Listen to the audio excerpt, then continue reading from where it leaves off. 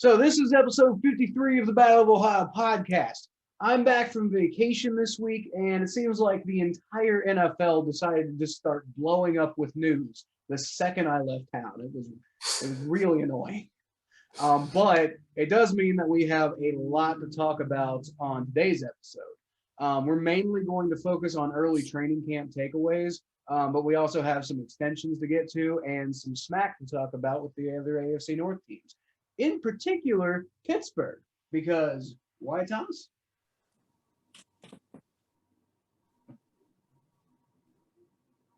Y'all suck, Pittsburgh. I waited 2 weeks to say that. That's just the best. Welcome to the Battle of Ohio podcast, where we follow the revival of the historic rivalry between the Cincinnati Bengals and the Cleveland Browns.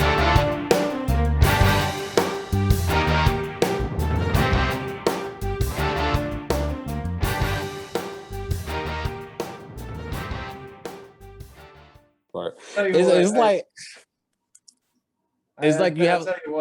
missed recording last week. I was just like, especially because with everything that just kind of popped up and happened, I was just like, man, I want to get on. I want to get on and talk about it. But the problem is, I do all my stuff through my desktop computer, so I wasn't able to get all this. I wouldn't have been able to get it all done. You know, every single time I say that, it's like a whole bunch of stress. My body just is released. The Steelers still suck. Yeah, they do. All right, so why don't you tell me what you're drinking today, Thomas? Today, I am drinking Old Reliable Twisted Tea Raspberry. I haven't even had regular Twisted Tea. I haven't had raspberry flavored Twisted Tea, so this one's smaller than the bigger can, so I'm happy. New territory.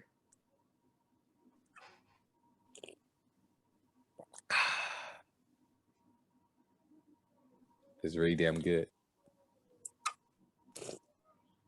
What are you drinking today, Kyle? Since you like to have variety. Yeah, sort of.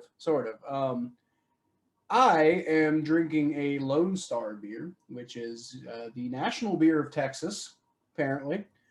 I'm not really getting too cute today because, like I said, I just got back from vacation and I may have done my fair share of drinking pretty heavily on certain parts of vacation. So I'm kind of all alcoholed out right now. So I'm just going to have a real simple, easy beer and just enjoy that. Although I don't want to offend Texans who think that I'm trying to call their beer simple and easy. But it's much simpler and easy than that IPA I had on the other day that was like 12% alcohol by volume. It's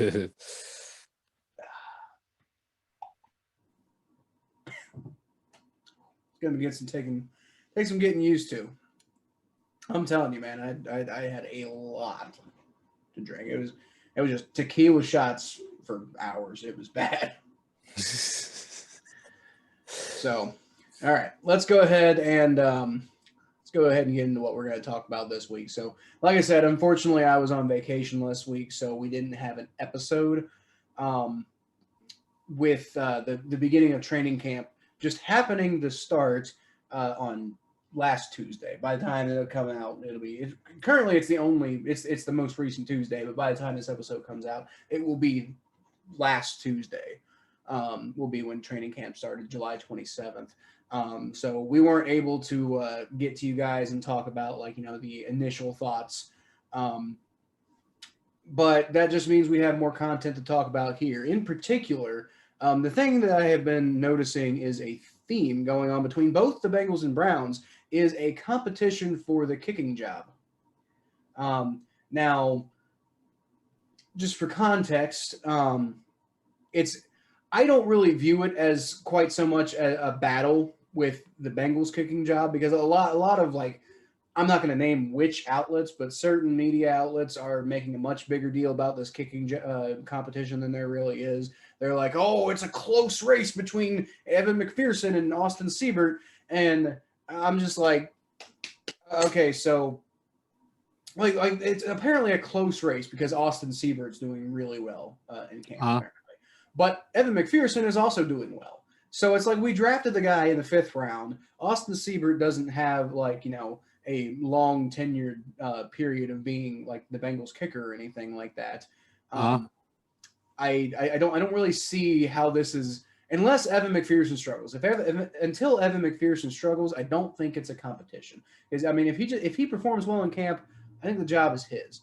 A lot of people are comparing it to they're seeing, is this a big competition? A lot of certain media outlets are saying things like, it reminds you of back in I think 2018 when the Bengals drafted Jake Elliott in the 5th round and then they stuck with Randy Bullock in camp anyway. And then that was this whole big thing that Bengals fans are never going to forget. And also, I don't forget that because, fuck Marvin Lewis for that. But first of all, this is a completely different coaching staff. Zach Taylor was not the one who made that decision. A lot of people are like, "Oh, the Bengals staff a bunch of idiots, so they're probably going to pick Austin Seibert over Evan McPherson, even though we used draft capital on him." And guys, that was a different coaching staff that did that. And then second of all, Evan McPherson has not been performing badly. It's just that Austin Seibert has been doing better than you expected. That's literally it. But there's no competition until Evan McPherson does poorly. It seems like clickbait to me, and it seems stupid, and I think we need to leave it at that. Well, I mean, you know how I feel about kickers. Hey, if you don't want, never mind. Well, I think you feel very, very similar to the way I feel about kickers. It's it's probably one of the most underappreciated positions on a football team. And while it might not be the big end-all, be-all of football, and definitely not the most exciting part of football, at the same time, you need a good kicker to have a good team. Because if you have a Randy Bullock all the time, then you could be potentially winning games, and then you just lose it because the kicker doesn't know how to do his job. You know what position is more underrated than kicker? What? Punter. Yeah. Nobody, and I mean nobody, but Browns fans and me appreciate a good punter. Like the Scottish Hammer, baby. The Scottish Hammer is insane. Because let me tell you what. You're playing a game, cold as hell. It's windy. Weather's bad. And then your punter punts the ball from the 40-yard line, from your 40-yard line, or the opponent's 40-yard line, to your 2-yard line, which means the opponent got to go 98 yards to score a touchdown in bad weather. That's a huge difference. Yeah, that can definitely make or break a drive. Unless you're the 80s Browns and you're playing against the Broncos. Well, that's a little different, but you don't get that every single game. I still think a punter's still pretty useful if you can get one that can really do it the right way. But speaking of kicker battles, Thomas, why don't you tell me what the hell is going on with Cody Parkey? Just a little context, first of all. Cody Parkey struggled early in training camp. Sounds like he's been doing better since. But day one, he went 1 for 5. 1 for 5 in training camp, kicking the ball. And Chase McLaughlin, who I said, by the way, earlier this offseason, I said he's got no chance of making the roster. He's probably just there to be a camp leg to keep Cody Parkey fresh. But none of Cody Parkey performs like that. So why don't you tell me what the hell is up with this, Thomas? Can we have Austin Seibert back? You might get him. We might. Honestly, we might. They might go here, Austin Seibert, come back to us. Yeah, can we just take you back, please? Well, most likely, Evan McPherson, like I said a few minutes ago, most likely Evan McPherson's going to beat him out. So he'll get cut. You guys, if you're high on the waiver wire, you'll probably go get him.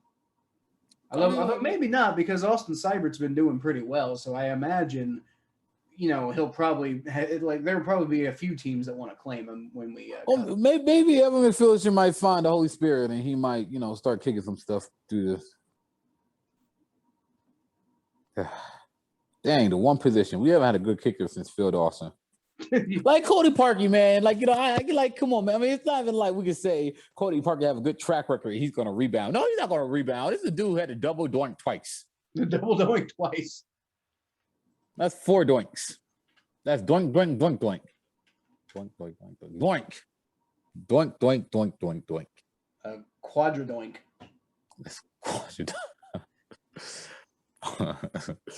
The doink machine, the doink monster, the donkosaurus, the doink, the doink, the doink to doink the doink. So remind me, what Donkey. happened with Phil Dawson? He left in free agency, right? He went to the 49ers that had a wonderful career. Well, yeah, I mean, I remember that. I'm just saying, did he? I think he made his one and only Pro Bowl. Was that his last year in Cleveland, or was that the year after he left Cleveland? No, I'm pretty sure he made a Pro Bowl with the Browns, if I'm not mistaken. So that would have been his very last season with the Browns. He made a Pro Bowl and then immediately signed with another team.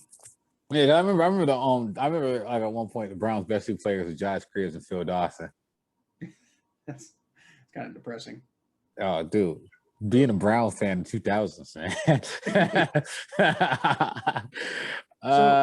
So what do you think? You think Cody Parkey gets it together, or do you think Chase McLaughlin is going to make me look like an idiot? There's a lot of training camp.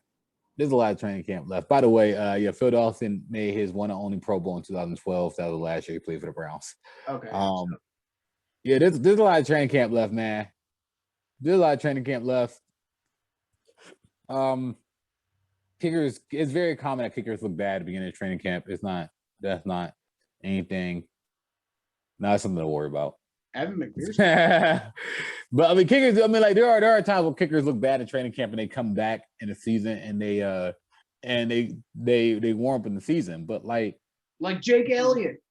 Yeah, I mean, like kickers do all the time. But at the same time, like this guy have a reputation of being a bad kicker, so like it's concerning. So I don't know, man. I think that on a team that has very little holes, like if the Browns were like the Browns of the old, where they were just trash, then I'd be like, yeah, he probably still on the team. But this is a Browns team that don't have a lot of holes. And when you have a team that doesn't have a lot of holes on it, you're paying a little more attention to that kicker position because you're thinking, ooh, I do not want to lose a game because of our kicker. Like we have all this talent on this team. We do not want the kicker to be the reason to be our Achilles heel. So they're probably thinking, man, like, look, if this guy don't get his act together, he's not gonna make the ship. He's not gonna make it to the cookout. We can find a better kicker. So you want to know something impressive about Chase McLaughlin? What? You want to know which number team he's on right now? Like how many teams he was on before the Browns? Fifth or sixth. No, this is his ninth. Wow. This is his ninth team, and he's only been in the league since 2019. Well, maybe he just never got a chance, man. I mean, it does kind of seem like he's just kind of been brought in to be a camp leg his whole career. And I mean, I guess the thought process is that was what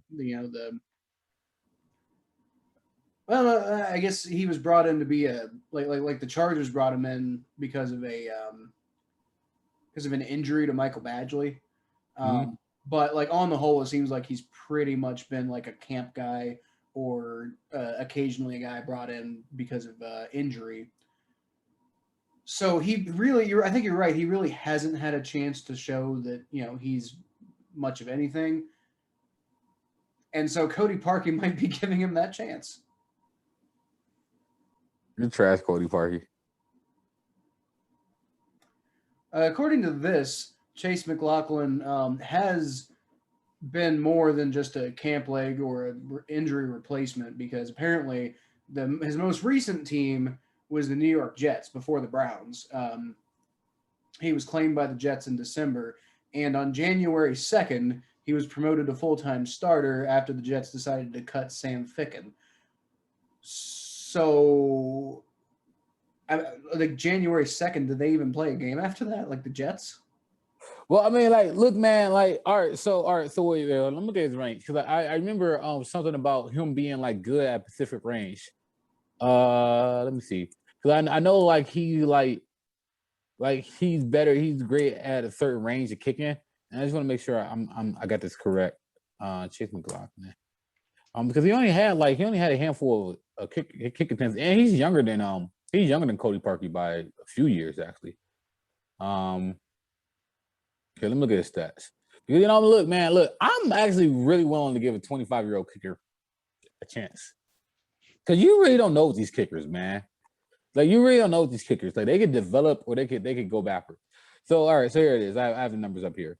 So, let's see. From 40, all right. So from ranges of 30, from 20 yards, all right, I see this. I'm looking at it right now. In his career, from 0 to 39 yards, he has not missed a single kick in his entire career. Okay, well, I mean, you better not. From 40 to 49. Oh, 49. I thought you said 39. Okay. No. From 0 to 39, he hasn't missed a single kick. Yeah, so you shouldn't be missing any kicks from 0 to 39. So you'd be surprised how many people miss 35-yard kicks. No, I mean, you're right. That's bad, but I'm just saying, like, I'm not impressed that in, what would it be, like, what's that, like, a total of, like, 15 kicks throughout his NFL career. He hasn't missed one from, like, 30, like 39, like, less than 40 yards. Like, I mean, that's great, but I'm glad that you haven't done that. But honestly, if you had, you wouldn't have a career right now, I don't think. Okay, so from 40 to 49 yards, he has 11 attempts and he made 6. So he's 6 for 11. From 50 yards and plus, now this is actually pretty good. He's 4 or 5 from 50 plus yards. His longest kick is 52 yards. I mean, like, look, if you're 4 or 5 from 50-yard kicks, I'm not hating on that. I mean, okay, so here's my thought process. This guy's clearly not trash. He's clearly a like worthy of being in the NFL. Let's like what he got. Cody Parkey, who has been a starting kicker in the NFL for quite a while, should not be struggling to keep this guy off his chest. Exactly. That's what I'm saying. So, like, he's there. He's in your camp. Kickers develop. There's a history of kickers developing later in a career. Usually around the age that Chase McLaughlin is at, 25 through 26, 27, 28. Cody Parkey is at 29. We know what Cody Parkey is. We know what Cody Parkey's going to be. He might get worse as his body changes. Chase McLaughlin might get better. We never know. It's worth giving him a try, man. It's worth giving him a look. He's in your camp. He's there in your face. He's right there in front of you. Might as well just give him a look, man. Might as well at least see what he got. Well, like I said, I will admit that he is.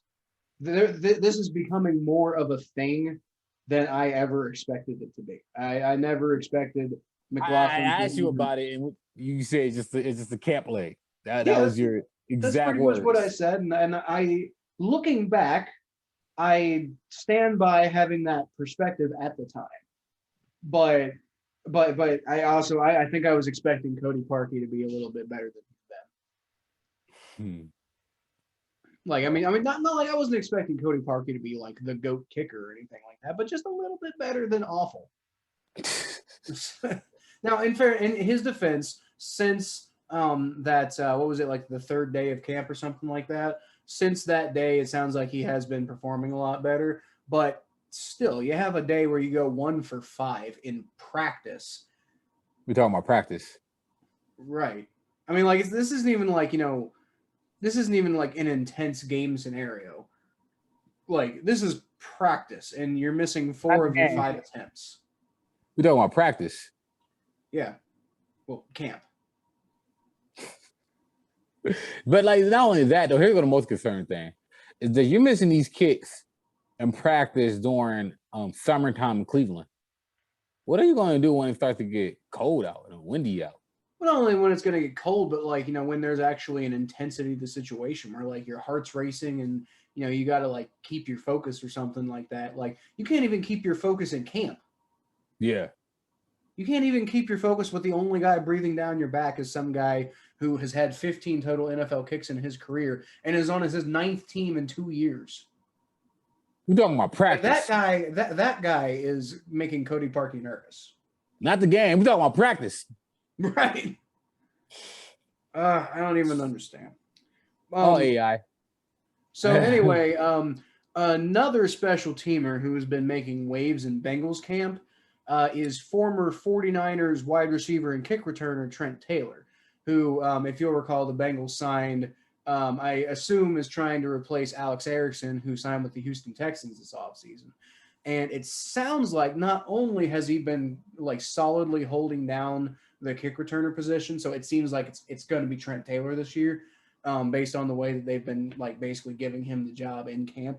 But he's also been performing apparently extremely well as a wide receiver, which could be really like if he turns into like, you know, even the fourth wide receiver on the team and just makes an impact, like a worthwhile impact. First of all, that's definitely an upgrade from Alex Erickson, who was like very occasionally did something in the passing game, and even then it wasn't even that much. But on top of that, that would pretty much make him probably the best under the radar free agent signing the Bengals have ever had. Because like, I mean, you're talking about some guy who like was just kind of like an afterthought after the free agent period, and you got him coming in playing one of, you know, the most potentially game turning positions in the sport at kick returner, and holding that down and doing well. And he's adding to an already stacked wide receiver room. I mean, you know, nobody saw that coming when Trent Taylor was picked up. Everybody was like, "Who's that?" That's exciting.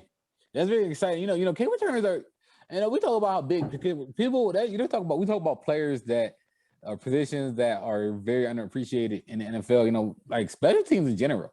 Like, you know, people don't realize how big special teams is. So when we talk about kick returning, man. I remember Josh Cribbs when he played for the Browns. The Browns always start at the 40-yard line. That was big for the offense, especially in 2007. So if you have a kick returner that can start the ball at the 40-yard line or the 35-yard line or the 50-yard line instead of the 20, that's a big difference for a player like Joe Burrow, who only need to make 3 or 4 passes to get a touchdown instead of 10 or 11. That was a huge difference. And so, like, you know, that's actually really exciting. That's actually more exciting than people realize. It's exciting in a moment like this. Is definitely more exciting than seeing somebody return a kick return, man. That's one of the most exciting plays in football. You know, I will say it seems just like a Browns fan to put that much emphasis on how important the kick returner and kicker positions are on a football team. Well, look, we didn't have a lot considering what, like you said earlier, for the longest time, those were the only 2 good players y'all had. So it's like you got to have something going for you. You got to have something. So one last little bit about Bengals camp is I just want to talk to Bengals fans here for a minute. A lot of people have been expressing anxiety over the fact that it seems like Jackson Carman, who was the 2nd-round pick that the Bengals took in the recent draft, he seems to be struggling to take first-team reps away from right guard Xavier Su'a-Filo, which I just want to step in and say, like, you know, first of all, I haven't really seen any of camp because I was on vacation the whole week. I've seen a couple, like, videos here and there, but I was even taking a break from Twitter. I wasn't even really doing anything there either. I was just enjoying my vacation, you know, eating some lobster chowder, you know, hanging out on the beach. Do what? You hang out on that beach. Yeah. Yeah, I was not paying attention at all. And even without paying attention, I can tell you that, like, I would have been shocked if Jackson Carman was the starting right guard right away in training camp. I mean, you're talking about a guy who's played left tackle his whole career. Don't forget, this was Trevor Lawrence's left tackle in college. I know he's played guard before, but I don't know when the last time he'd like consistently played the guard position before. And, you know, he's going up against a 9-year veteran who's played guard his whole career in Xavier Su'a-Filo. Yeah, of course, Xavier Su'a-Filo is going to be the best guy to take first-team reps like the first week. Like, come on, guys. Jackson, like a lot of people I think are freaking out because they're like, there was this big deal about like, oh, should they take Penny Sewell? And then they got Jackson Carman. Everybody killed him because they're like, you're not putting enough emphasis on protecting Joe Burrow. And now that Jackson Carman isn't immediately like an impact guard in the first week of training camp, everybody's losing their mind because they're like, oh, well, see, they should have taken Penny Sewell after all. And it's like, guys, gonna take him a minute to kind of get going. He's completely switching positions, and he's a rookie. And Xavier Su'a-Filo is actually like a halfway decent guard that we saw. Like, I mean, he got injured last year, but when he wasn't injured, he played pretty well. So It's gonna take time for y'all be fine. And don't forget, you got Frank Pollock, the offensive line coach, who's one of the better offensive line coaches in the NFL. And I've been hearing. I'm not going to name any names, name any sources or anything like that because of confidentiality, and some of it's a little not 100% sure about the source itself. But I've been hearing a lot about how highly thought of Frank Pollock is in the Bengals like front office and locker room and all that stuff. I mean, it's not just from my sources, but also you're hearing Joe Mixon talk about it. You're hearing names escape me, but you're hearing the Bengals offensive lineman talk about it. Trey Hopkins, I think, said something about it. You're hearing Joe Mixon talk about it. Look, I'm not saying that Frank Pollock is the end-all be-all for coaches and Jackson Carman is going to be a future Hall of Famer because he's got Frank Pollock as his coach. I'm just saying it's week 1 of training camp. Give the kid a little bit of time to adjust before you freak out. And even if it is Xavier Su'a-Filo, he's a good guard. And it might take a little bit of time for Jackson Carman to develop. And that's okay because Xavier Su'a-Filo is a good guard. I'd be more worried about Quentin Spain being starting. And even then, it's fine. Like, I mean, we all saw it was fine. It was way better than what we had before that. So, I mean, if it is Xavier Su'a-Filo and Quentin Spain being the guards this year, I'm okay with that. And then hopefully Jackson Carman develops over time. But, I mean, he might be a little bit of a project. And even if he's not, he's definitely not going to be ready right away at the beginning of training camp. Come on. I think, look. Y'all can't have a worse offensive line than y'all had last year. Knock on wood. Barring severe like unprecedented levels of injury, it's like, I mean, we got rid of Bobby Hart. That alone is a huge upgrade. We actually have guys who can play the guard position. We're not going to be starting Alex Redmond. We're not going to be starting hopefully we won't have to start Billy Price because Trey Hopkins has been cleared to practice. I haven't seen him much out there. Actually, I don't even know if he's been out there at all. I know my dad was texting me the first day, and he's like, Trey Hopkins is cleared to play, but he's not there. He's not actually in the game. So I don't know exactly what's going on with Trey Hopkins, but he is cleared to practice, which means that, it shouldn't take too long for him to get back. So hopefully Billy Price doesn't have to start at all. Yeah. I mean, I think I should be okay on offensive line. It takes time for these players to develop on offensive line. Not everybody's going to just roll out of bed and be the next Joe Thomas. but the whole if there's anybody who questions the Bengals taking Penny Sewell over Jamar Chase, calm that down. I mean, not only that, but and I get a lot of people it doesn't matter how good Jamar Chase is because they got to protect Joe Burrow, and I get that. I swear to God, if Joe Burrow gets hurt again, I'm gonna lose my goddamn mind. But Jamar Chase has been amazing so far. Everybody's just been raving about some of the stuff he's doing. So let's put that to bed for a second. Jamar Chase was a fantastic pick, maybe we should have done more with the offensive line, but maybe we should have done more with offensive line and free agency. I mean, come on, it was not like Penny Sewell or bust. It was. Oh no, Jamar Chase about to have a hell of a season. Well, wait till Jamar Chase have his first. Wait till Jamar Chase score his first touchdown. Bengals fans will be over it. I'm literally going to tweet at Bengals fans if Jamar Chase scores his first touchdown. I'm like, hey, Bengals fan, you're welcome. Even though I didn't do anything, but you're welcome. Jamar Chase is a certified beast. Jamar Chase is insane. You're fine. I will say, it sounds like Penny Sewell has pretty much been penciled in as the starting right tackle. He should be in Detroit, as he should be. But I also haven't heard anything spectacular out of him, out of Detroit yet. It's not like we're getting all these reports of Penny Sewell is clearly the greatest thing that's ever happened to the offensive line. he's getting in. He's getting the starting job right away. But it's not like they had anybody else there who was really a quality starter. Whereas I feel, and not everybody agrees with me on this one, but I feel Xavier Su'a-Filo is a quality starter. So it's like if he has to start for a little bit before Jackson Carman's ready, I'm fine with that. I think that's totally acceptable. So, all right. I mean, like, not only that though, like, like I said before, these offensive linemen, it takes time to develop, and sometimes offensive linemen, they're not up to speed coming out the gate. So you gotta give them time to develop. Especially when you have to make a position change coming right out of college. Exactly. He still practices stuff. He's probably still working on stuff. But at the same time, you also gotta realize this. A lot of times fans, they overreact, especially in training camp. It's nothing but training camp. Like you said, this is practice.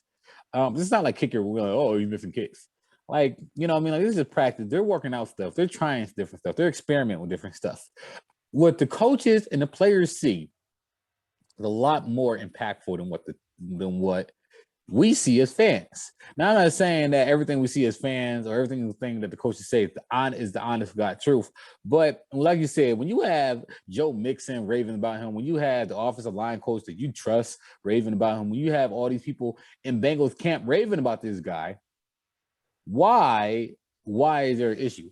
The issue is that we have a lot of fans that think that they're analysts, and the fans aren't analysts, man. And that's the reality. Well, so, hey, Thomas, don't tell people that too much, because that's the whole premise of our podcast. Yeah, but see, like, we're gangster. But but like my thing is just like, guys, just relax. Like, this is just relax, y'all. Just relax, man. He'll be fine. He'll be fine. Okay. I will say, like I said, having Ja'Marr Chase showing that he quite possibly is the real deal. Like everything we thought we were getting, it seems like Ja'Marr Chase is that. So I really look forward to that. But I mean, I don't know. I think people need to calm down a little bit on Jackson Carman, because it seems like first of all, it seems like everybody's freaking out about him not being ready right away right now. And it's like, we have other options. Give him a little bit of time. You got Frank Pollock right there. And like I said, I still think Ja'Marr Chase was the right move, because Ja'Marr Chase is out there making, I've heard he's made like some circus catches. He's been, out there building chemistry with Joe Burrow. Like, I mean, come on. I think it's a good move. Speaking of wide receivers, tell me what you think about Odell Beckham Jr. so far, because he's back on the field for the Browns after that major injury. Ja'Marr Chase, Odell Beckham's been cleared by doctors to go full, all in. He's 100% healthy, is what everybody's saying. Everybody's raving about him. Everybody's saying that he looks good and fast. It's exciting. He's practicing. It's exciting. He's back. It's exciting. And I've been on this Odell Beckham train for the last couple of months. We've been going. Me and Kyle been going back and forth with this. I know Kyle doesn't think that Odell Beckham is going to do anything. And I was at work today, and the people at work was like, Odell Beckham, man, we can do without Odell Beckham. He's going to hold the team back. People are saying that about Odell. It reminds me of last year, when everybody was saying all this stuff about Baker Mayfield, and I was the one person defending him. But times 10, like there's not a lot of people defending Odell Beckham. Like there are, like Kyle, I'm struggling to find the other Odell Beckham fans. The only people who support Odell Beckham besides me are probably the Brown players and Sir Yacht. I believe in Odell Beckham, though. I think Odell Beckham is going to be great. I think Odell Beckham will have the best season of his career by far. I think this season is going to be the same for Odell Beckham. And I don't know why everybody thinks that's such a controversial, or why that's such a out there point of view. Well, there's different things that people have been saying. I've been hearing people say that he's not a good route runner. That might be true. Jonathan Peterlin on the 1930 Fan, what he said on the radio was, he's like, when we played for the Giants, of the West Coast offense, and it was Odell, just go out and get open and do what you want. Kevin Stefanski's offense is a very particular offense. You got to be here at this moment, at this time. You have to make sure you run a perfect route. You got to make sure you do the right thing at the right time so you're in the right position. If you're not, then throw the whole offense off. So a lot of people think that Odell Beckham can't play in that system.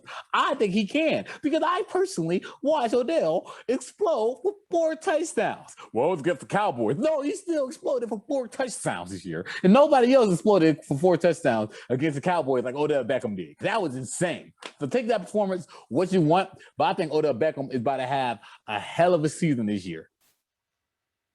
He's going to have a hell of a season this year. So, I will say, first of all, I don't know how many Baker Mayfield fans I really heard about. Like when you were defending him and everything, it was like I really felt like he had lost a lot of fans at that point. So I don't know how many Baker Mayfield fans were coming out of the woodwork. I will say, though, I understand where a lot of Browns fans might be coming from with Odell Beckham Jr. because it feels like he came in with all this hype. And he came in like, oh, this is the greatest wide receiver in the world. The Browns make this big, amazing, awesome trade to get this crazy, amazing wide receiver. And it feels like, what has he really done? Get in the way mostly. Man.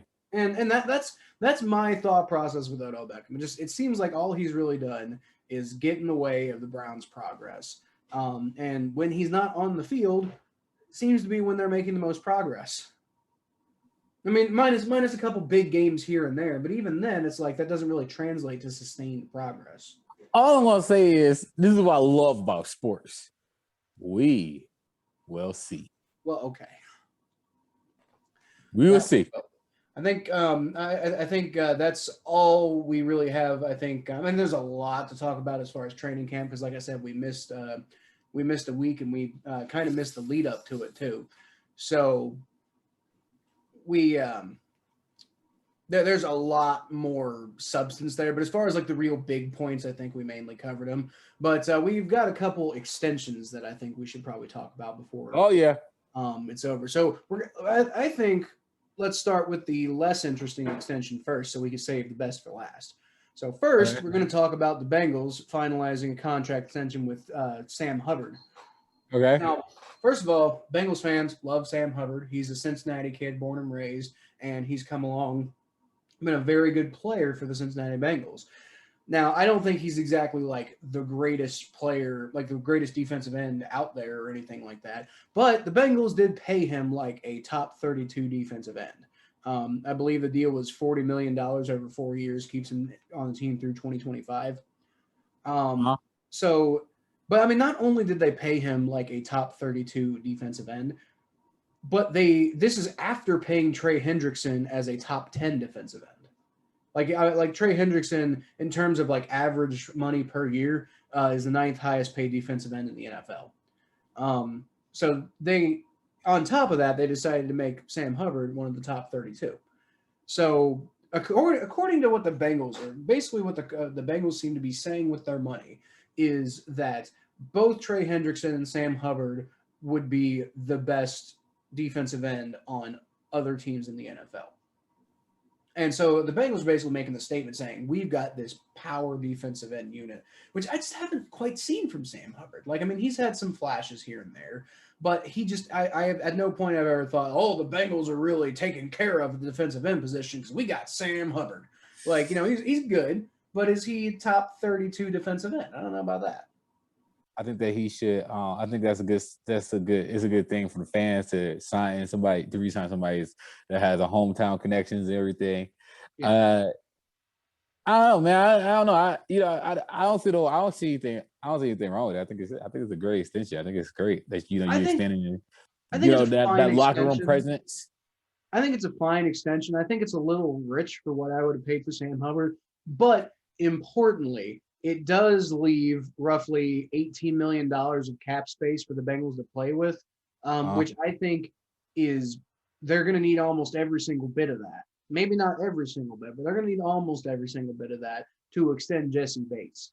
And Jesse Bates is the priority here. Like Sam Hubbard was probably like the second most important player to get extended this offseason before you go into next offseason. But Jesse Bates we need to keep Jesse Bates. And Oh no, that's important. I agree. We're probably going to need that whole, not the whole 18 million, but the vast majority of it. Because like the highest paid free safety in the NFL right now is Justin Simmons from the Broncos. Now he probably deserves to be the highest paid safety in the NFL right now. Sort of. Mostly because Jesse Bates is still playing on his rookie contract. Jesse Bates, I think, is a better free safety than Justin Simmons. I think Jesse Bates is the best free safety, maybe the best safety in the entire NFL. And so because of that, I think they're going to need to make him the highest paid safety in the NFL. So that's probably going to require at least $16 million a year, which basically means the Bengals aren't going to have any money to play with after that unless they get creative with the way that everything's structured, which it kind of seems like they did with Sam Hubbard. I think they put the majority of his guarantee into the first 2 years. So after 2023, they could potentially like move on from him if he's not living up to his contract. But with Jesse Bates, unless you get super creative with the way that the money's structured, you're going to need almost all of the rest of your money, like available money, to extend him. And I think he's worth every penny. Well, so the NFL salary cap, didn't it go down this year, but it's about to go up next year again? If I'm not mistaken. Did it go down? I can't. It might have. I can't remember. I think it went down a little bit because it doesn't go based on the revenue by the NFL on last year, right? Yeah, you're right. It dropped to 182.5 million. Now it's most likely going to go back up after this, which I think is partially what teams are. I think that's partially what teams are kind of like going for. But the thing is, when the Bengals extend Jesse Bates, if they use the majority of their $18 million in cap space available, then that pretty much means that they're done, bringing people in. It's like, maybe you might want to keep some of that available, like in case like injuries happen, and then you got to. Not only just that, like, you never know. It's like, honestly, like, I wouldn't completely fall in love with that Bengals defense yet. I mean, like, I like what y'all did in the secondary, obviously. I did some cool stuff in the secondary, but how do we know like the Bengals defense isn't going to be the best next year or it's going to be good next year? I think it's going to be fine next year. I think it's going to be really fine this year. Still got Lou Anarumo as the defensive coordinator. I don't trust that at all personally. That's what I'm saying. Like there might be some more holes in defense that might need to address. And having that salary cap available might be fine, might be very important. Also, you might want to still plug in some pieces for your offensive line as well. Right. It's also very important. Right. But I think overall, I do like extending Sam Hubbard. I don't know if he's quite worth what we paid him, but I don't think it was the worst deal in the world. I really hope we still extend Jesse Bates. And I mean, the money's there to do it. So get it done, Bengals. Like Jesse Bates, you want to talk about like you don't know what the Bengals defense is going to be this year, but I think one thing you can rely on is that Jesse Bates is going to be really good. So if he comes out and has another really good season, and then we lose him next season, you want to talk about a bad look. Like, I don't know. I think I'm all I'm saying is just get it done, Bengals. Pay Jesse Bates whatever he wants. You got the cap space to do it. You got the cap space to put a little extra on top of getting it done. Like even a little bit extra on top of making him the highest paid safety in the league. You can still do that. So just get it done. He is probably Jesse Bates might be the most important player on the team right now. And I know that sounds sacrilegious to say because Joe Burrow is such a big deal and everything like that. But don't forget, the Bengals have a good offense around Joe Burrow, at least a good offensive weapons and stuff like that. Jesse Bates last year might have been the only good defensive player on the entire team. So it's like if we don't have Jesse Bates, we might not have a shot on defense. By the way, I want to make another statement about Jesse Bates real quick. Because I was looking at some of this stuff on Nick Chubb. But I really want to make this statement about Jesse Bates. Jesse Bates, man, like, you talking about somebody, Jesse Bates is only 24 years old. Yeah. And I think that, you talk about how important it is for the Bengals to lock them up. Like when you draft players who are just solid influences in your locker room and just tone setters. And when you have players in your locker room at such a at such a young age who develop into great players. You gotta lock them down, dude. You gotta lock them down just based on the pay 2 seasons. This is just his third season. Each of the three seasons that he played, he had 9 interceptions. I'm sorry, he had 3 interceptions. He had 9 interceptions total over the past 3 years. It's really good. It was really good stats. He's very consistent. He's very consistent in his tackles. He's very consistent on the field. When Washington played against Baker Mayfield, he made a lot of interruptions against us. He leads defense. Very smart. Only 24 years old, so he hasn't even scratched his prime yet. Come on, man. Y'all got to extend this dude. This kid's really good. I agree with you, Kyle. 110%. Not even optional. You got to make sure you had the money for him. That's somebody you cannot let somebody go. You cannot let him go. Of all players you could lose on the team, Jesse Bates is like priority number 1. Get it done, Bengals. Yep, exactly. So all right, let's talk about Nick Chubb. Right. At $12.2 million per year, he is now the 6th highest paid running back in the NFL in terms of average annual value. So like how much his contract is worth divided by how many years he's playing is $12.2 million per year. And if you get Nick Chubb to agree to be the 6th highest running back in the NFL, that is an absolute goddamn steal because he is arguably the best running back in the NFL. Oh yeah, it's a big time steal. Yeah, absolutely. That's incredible. He received roughly the same amount of money, like the same amount of total money as Joe Mixon, but on a deal for 1 less year. So that's all the money Joe Mixon got, just concentrated into 3 years. Nick Chubb's the ultimate team guy, man. That's all I gotta say about that one. And then when you pair him with Kareem Hunt, when you compare that man with Kareem Hunt, who also won a rushing title, man, come on, man. Throw that one in there. Just like you got 2 top 10 running backs on your team. Oh, the Browns are winning Super Bowl. Like Nick Chubb, man. How do you not like Nick Chubb? That kid is just he shows up to practice every day. He works his ass off. He fights for everybody. He's very calm. He's such a leader. He's great in the locker room. Like it's a no-brainer. He signs that contract. When you're gonna have to think about resigning, we're gonna have to think about resigning both of the receivers. You gotta find some way to resign both the receivers, hopefully. You got to worry about a Baker Mayfield's contract coming up. You got to worry about the defense, all this other stuff. It's a great deal. It's a great deal. What is fascinating to me is how little you guys are paying Kareem Hunt. You're paying him roughly about $6 million a year. So, I mean, like you want to talk about like bang for your buck? You know, by comparison, Nick Chubb is trash. Like compared to how much you're paying Kareem Hunt and how much you're getting out of him compared to what you're paying Nick Chubb now. And don't get me wrong, I just said getting Nick Chubb for that's a steal because he's maybe the best running back in the NFL. If not the best, he's number 2 easily. And you got and he's the 6th highest paid. So I mean, you know, we're talking about who are the other guys on that list? I know Derrick Henry was there, and that's the other guy. Derrick Henry's the other guy who I think I would maybe consider. Derrick Henry's the other guy who I would maybe consider, like maybe he's better than Nick Chubb. But other than that, who did you have? You had Ezekiel Elliott. But Ezekiel Elliott is not better than Nick Chubb. Oh yeah, well, is Ezekiel Elliott up there? Yeah, because he's the highest paid. Yeah. Yeah, Ezekiel Elliott can. In terms of value, in terms of average annual value, you got, like I said, Nick Chubb is number 6. You got Christian McCaffrey, who is the highest paid at a little over $16 million a year. I'll pay. Okay, I'll pay Christian McCaffrey. That's like Christian McCaffrey because Christian McCaffrey does everything. So Christian McCaffrey's also younger, I believe, and I mean not much, but I think he's a little younger than Nick Chubb. Yeah. And you got him on 4 years, and I think he does a little bit more.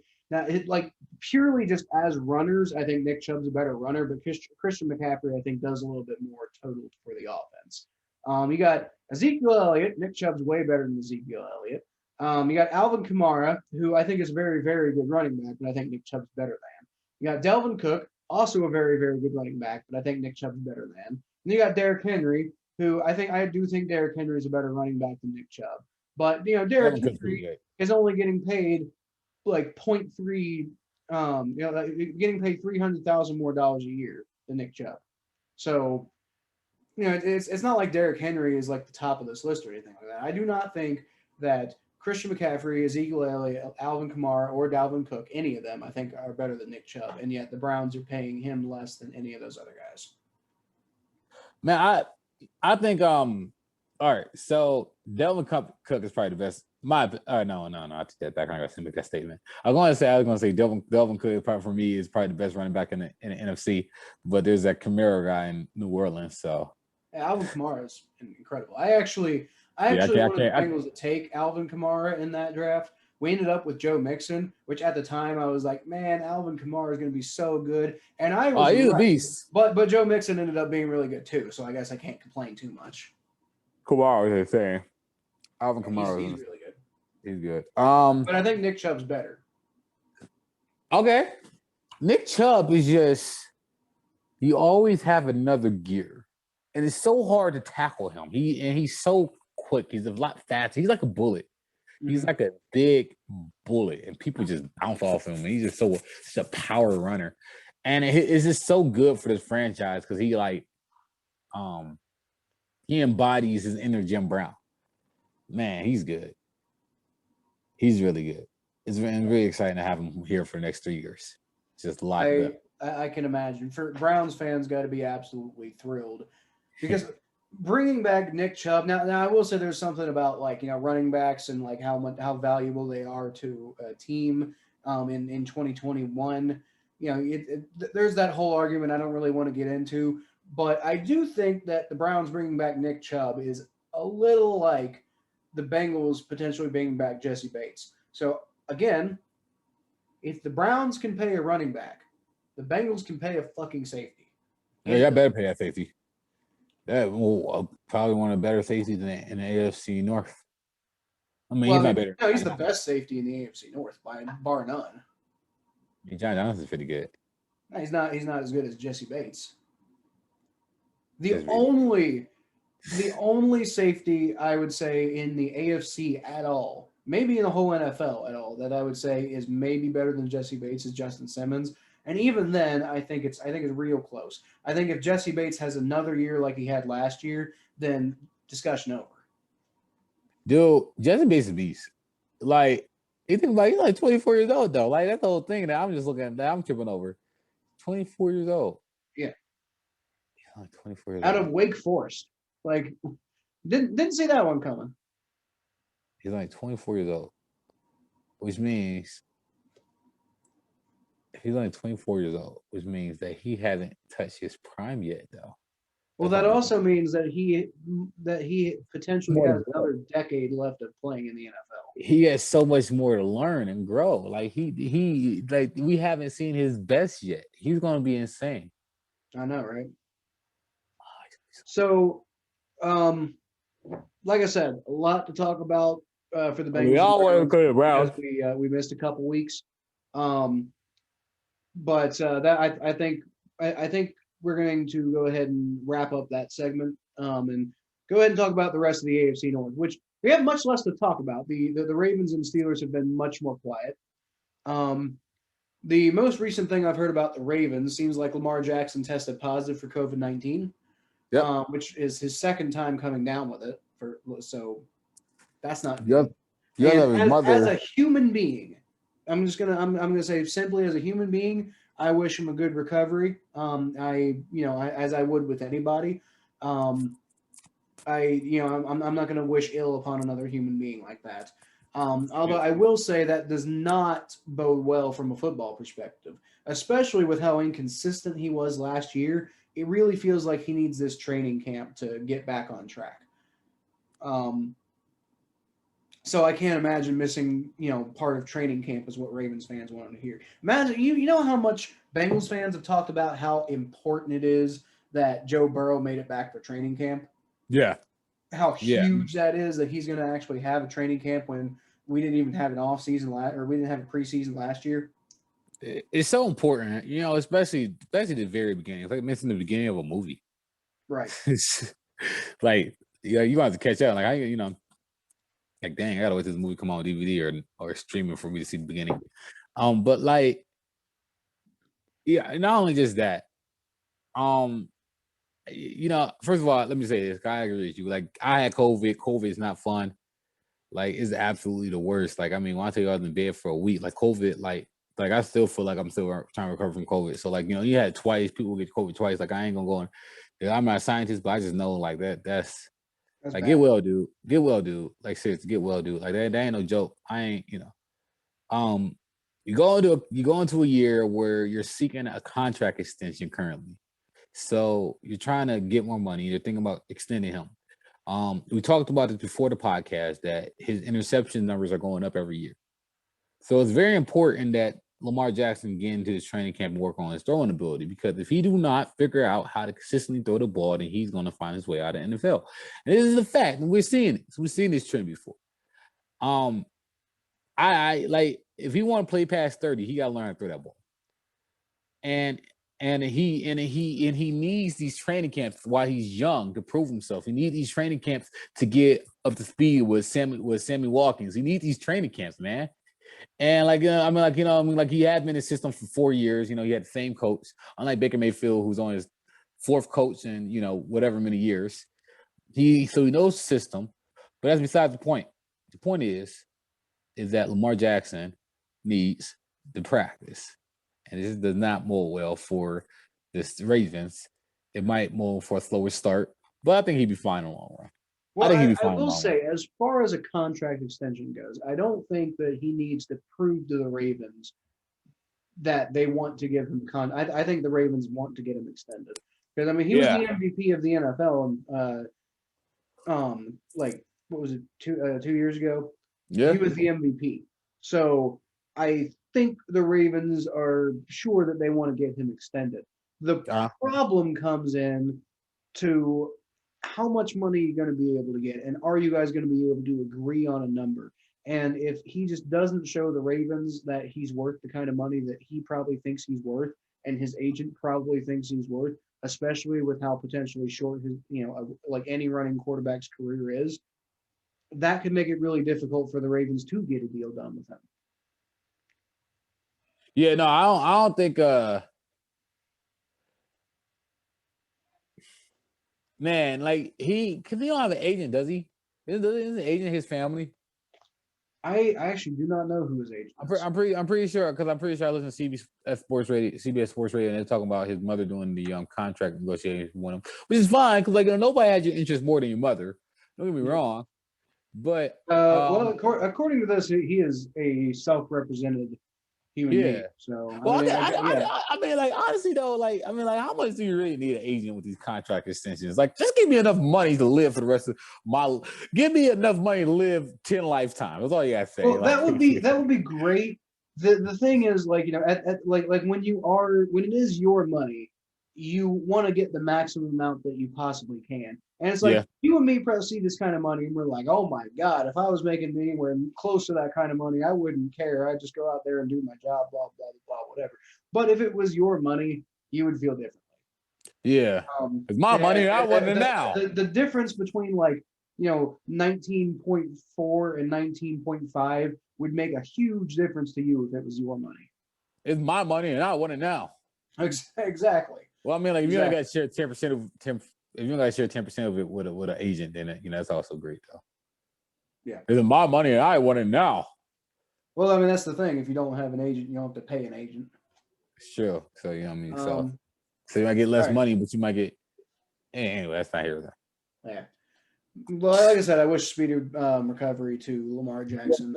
I don't want him to actually be personally affected by COVID-19. I'm just saying that does not sit good for starting your season out like that, when you kind of already need to prove that last year was like kind of a fluke, It's not like he had a horrible 2020 season, but it definitely wasn't it didn't inspire a lot of confidence. Like, I mean, it definitely didn't seem like that MVP guy we saw from before. Yeah, get well soon. Unless he has to poop against the Browns, then he looks like an MVP. Yeah, get well soon, dude. In fact, let me say this. I want you to get well, I want you to play well, so I can boo you when you come to Cleveland and watch our secondary and see John Johnson throw you throw an interception to John Johnson. Sounds about right. All right, so finally, again, it's like crickets over there in Pittsburgh. It really is. Pittsburgh I think it's mostly because people realize that the Steelers are not going to be anything worthwhile. One thing they did do, they signed Justin Houston, who has, he's pretty old now, but historically was an absolute force of a stand-up pass rusher for the Kansas City Chiefs. Did decently in Indianapolis, although also not good enough for them to bring him back. So the Justin Houston coming is significant because apparently he had a choice. He signed with the Ravens. Did I say he signed with the Steelers earlier? I think I said he signed with the Steelers. What I meant to say was he signed with the Ravens. He had visited the Steelers and apparently did not want to sign with them because the Ravens were able to guarantee him a starting job. I assume when they bring him in to try to fill that hole left by Matt Judon. Gotcha. And so they were basically able to, I guess they guaranteed him a starting job. And I guess the Steelers were willing to do that probably because of bringing in Melvin Ingram. So, I mean, there's not really – I think the Steelers – I'm personally not super intimidated by the Steelers bringing in Melvin Ingram considering the state of the Steelers team as a whole. It would have been a little bit different if they had gotten Melvin Ingram and Justin Houston, though. That would have been something interesting. But those two plus TJ Watt, I would have been like, oof. I mean, that Steelers offense is going to be rough, but I don't really want to see Joe Burrow play against them. No, he ain't going to scare me. It'd be almost kind of like the Browns combining Myles Garrett and Jadeveon Clowney and taking a flyer on Takk McKinley. The thing that gets me though is how delusional Steelers fans are. We're gonna be so good this year, bro. How? Where's the proof? I mean, I can see the Steelers maybe having a somewhat improved defense, but even then, not necessarily. Like an improved pass rush for sure. But I mean, their pass rush was already pretty decent. Their secondary. They lost Steven Nelson and Mike Hilton. That's not good. Now, I saw an article from I think Behind the Steel Curtain, which is the Steelers SB Nation page, and it says something about this nobody Ohio State cornerback. Is this going to be the Steelers' next shutdown cornerback? And it's like, bro, who even is that? I have never even heard of that guy. Are we really at the point where we're taking nobodies and saying that might be Bengals fans didn't even do that when we had to have Brian Allen start that when we had no cornerbacks available because of various injuries and stuff.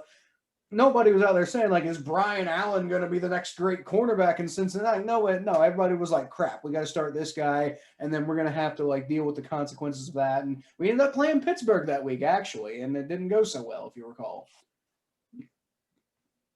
So I don't know. I just I do think that there's potential for the Steelers to have a really good pass rush this year, but if they have a really good pass rush, it might be easier on the cornerbacks to get something done. So maybe the Steelers could have a decent defense this year, but that offense, I just see no hope. Najee Harris, very good player, but you're going up against NFL caliber defenses and you have no offensive line. So what are you going to even do? I think Najee Harris is going to be good. I think Najee Harris is going to be good. I think he's talented. I'm with you on offense. I think Najee Harris is talented. I just don't see how he's going to. But he's not going to carry the offense. Yeah, but he's not going to carry the offense. Here's the thing, though. He would have to. We just talking about running backs, right? And how important running backs are, but how unimportant running backs are at the same time, because a running back can't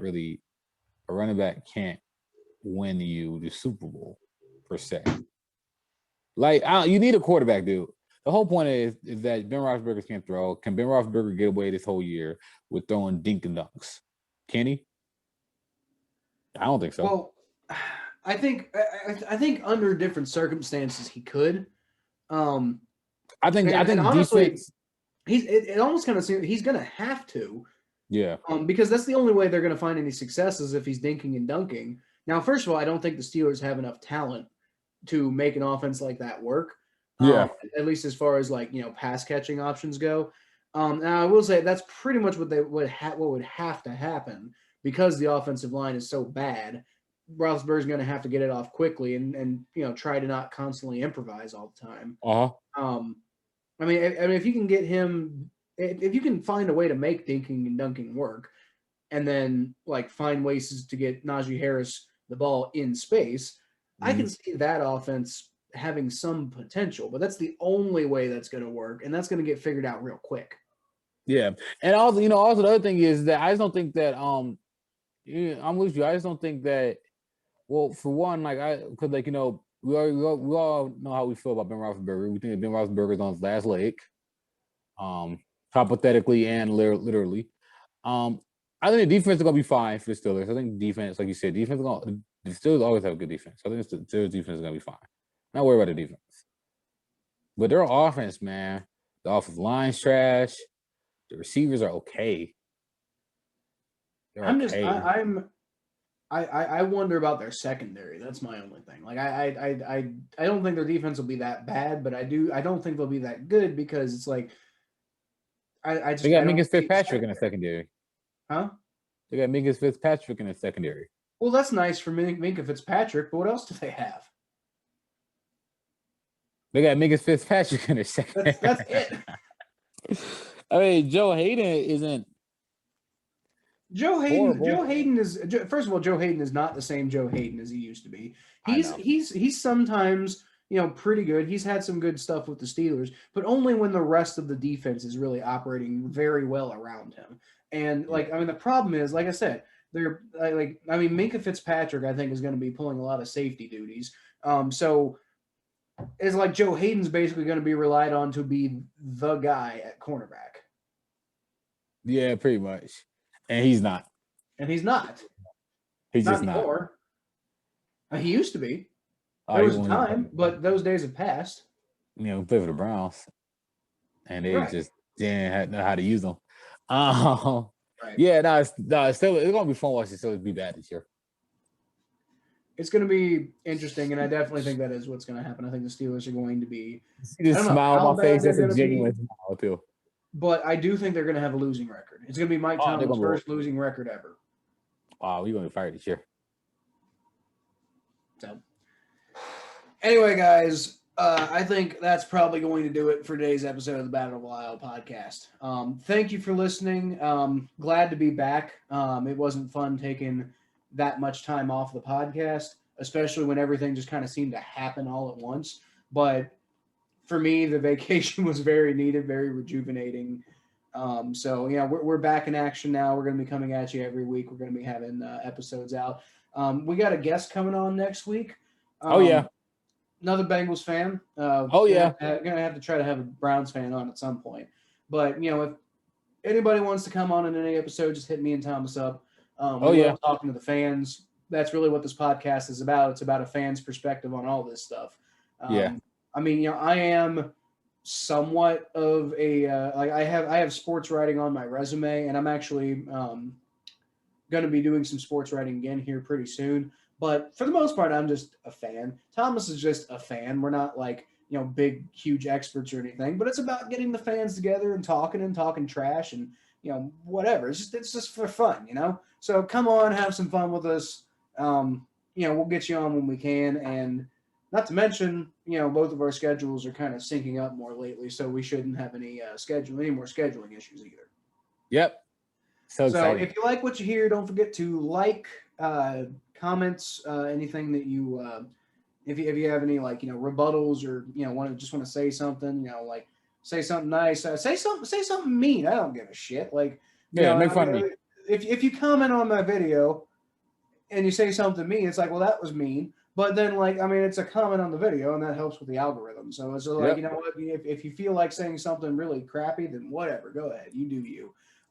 Make fun of my haircut. Subscribing is big if you want to get more content like this. We'll pump out as much of it as we can. So Like I said, thank you for listening, everybody, and I will leave y'all with the Who Dey. Go Browns. Resign Jesse Bates, Bengals. All right, that's all I got. All right,